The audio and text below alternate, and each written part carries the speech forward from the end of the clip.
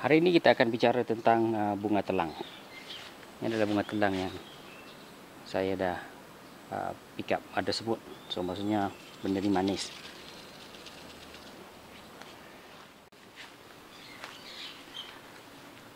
Hari ini bukan saja kita bicara tentang bunga telang, tetapi kita akan tunjukkan bagaimana cara menanam, pemilihan benih bunga telang, pemilihan kawasan, pembajaan dan apa-apa saja bagaimana cara menanam bunga telang.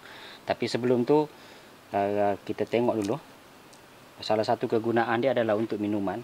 So ini adalah 4 kuntum bunga telang. Buang benda hijau dia ni.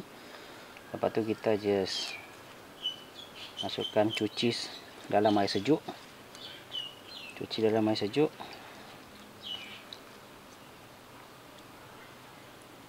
Lepas tu kita masukkan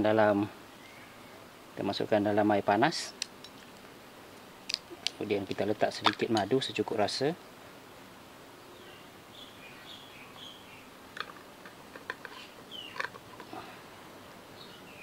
Kemudian kita gaul.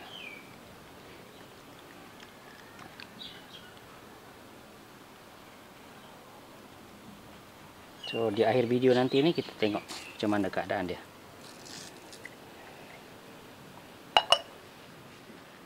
Sebelum kita berkenalan dengan bunga telang ni adalah tumbuhan yang menjala.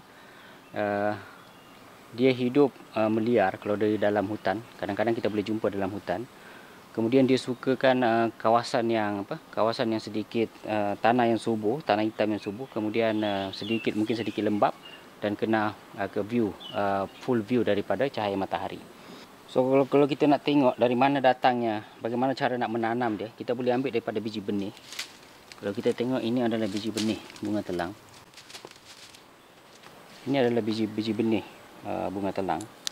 Kalau kita tengok biji benih dia macam ke kacang, bentuk kacang warna hitam. So itu adalah biji benih bunga telang. So cara mudah nak tanam dia, kita just masukkan biji benih ni ke dalam tanah, ataupun kalau saya just cocok benda ni masuk ke dalam tanah. Kalau saya, cara mudah saya yang bunga telang ni, saya just cocok masuk ke dalam macam ni, sekali dengan bekas-bekas dia. So macam inilah cara pokok ni hidup. Daripada yang macam itulah cara saya tanam dan saya dapatkan pokok ni. Kalau kita tengok, saya tanam tadi daripada tanah hitam, tanah sawit, dan pemilihan tempat saya ada 3. Satu tempat ni dia very much expose 100% dengan cahaya matahari. Kemudian yang dekat sini pun sama, sebab dia tumbuhan menjala. So dekat sini saya menjalarkan dia dengan pokok kelor. Kalau tengok dia naik sampai ke pokok kelor. Dan ada satu lagi unit yang ni, saya buat trellis khas untuk dia, yang ni. Okay. So yang ni. So daripada 3 pengalaman saya ni, sebenarnya kita tak perlukan banyak pokok bunga telang, kita cuma perlukan 1. So di akhir video nanti saya akan tunjukkan macam mana saya bersihkan pokok bunga telang ni. Untuk penyiraman, saya tak ada penyiraman yang spesifik untuk bunga telang ni. Saya just follow saya punya sistem pengairan, iaitu 10 minit setiap hari. Pembajaan pun sama. Pembajaan saya just pakai saya punya JLF. Kalau anda nak tengok macam mana cara nak buat JLF, saya ada tunjukkan dalam video yang lain. Dan kalau dari segi penyakit pula, kalau kita tengok pokok bunga telang ni, nampak macam dia tak ada penyakit pun. Dia tak macam pokok-pokok lain. Daun-daun dia okey, tak ada binatang yang makan. Kemudian bunga dia pun, kalau ada pun kadang-kadang bersemut. Bersemut tu rasanya sebab semut nak mengambil manisan daripada pokok bunga telang. So kalau tengok, tak ada masalah sangat daripada dia punya dari segi penyakit.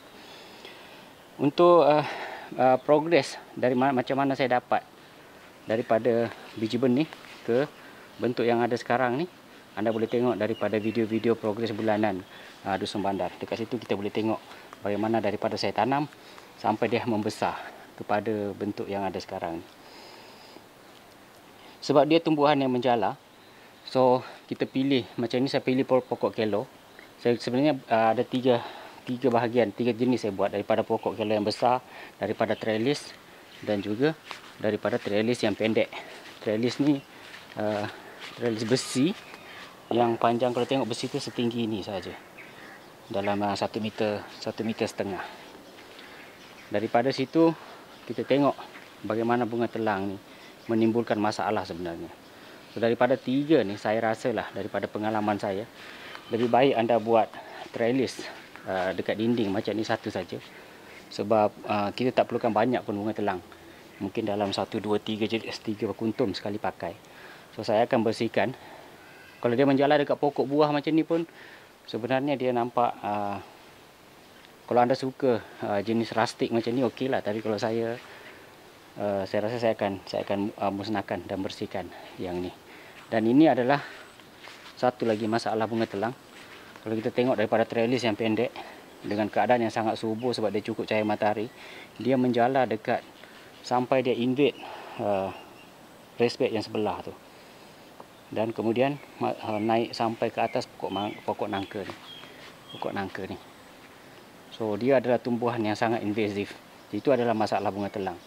So saya nasihatkan anda pilih tempat yang tidak terlalu tidak terlalu crowded dengan pokok-pokok lain, sebab dia adalah tumbuhan yang sangat invasif. So sementara kita menunggu air itu siap, kita bersihkan dulu bunga telang ni. Untuk pembersihan pokok bunga telang ni, ada banyak cara. Sama ada anda nak bersihkan satu-satu macam ni, tarik satu-satu, ataupun cara yang paling mudah adalah kita potong saja dekat tapak dia, dekat bawah tu.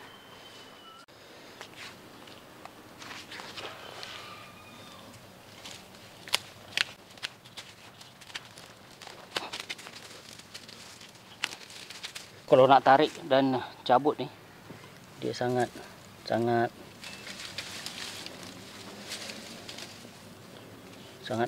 keras.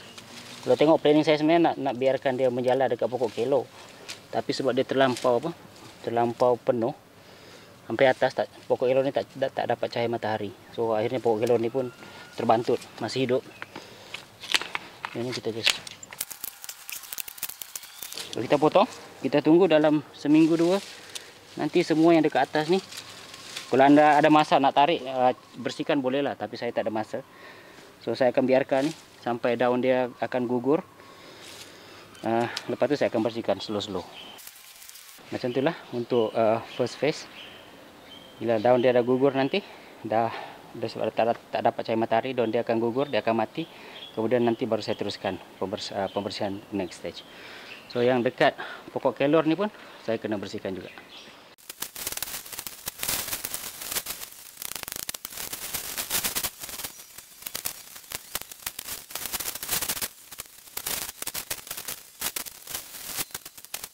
So itu saja, mari kita tengok hasil mari kita tengok hasil minuman tadi. Kalau anda tahu apa kegunaan lain bunga telang selain pada pewarna makanan dan minuman, boleh share dekat komen. So ini adalah hasil yang kita dah campur tadi. So kita just buang bunga telang dia punya kelopak, kemudian kita gaul, kita dapat minuman yang warna biru. Kalau nak kata rasa tak ada rasa apa, just rasa madu je.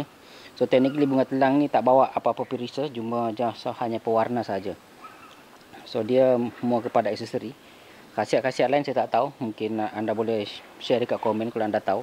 Tapi so far selepas saya rasa air ni ada rasa madu je. So bunga telang tu tak ada rasa langsung, pewarna saja. So itu saja untuk tips bunga telang. So next time kita akan tengok pokok-pokok yang lain pula. Kalau anda ada request pokok apa saya nak review, cara tanam dan sebagainya, boleh share dekat komen. So itu saja, jumpa lagi dengan next video.